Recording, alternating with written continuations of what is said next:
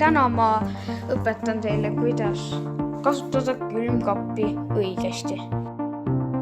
Esimene asi, mida teha, oleks võtta kas A++ või Energy Star külmkapp. Vaheta alati kummitihendeid ja ribiisi. Alumise külmkapi kraadid võiks olla –15 kuni –15 kraadi Celsiuse järgi. Ära pane kuuma toitu külmkappi, sest see võtab väga palju energiat külmkapilt.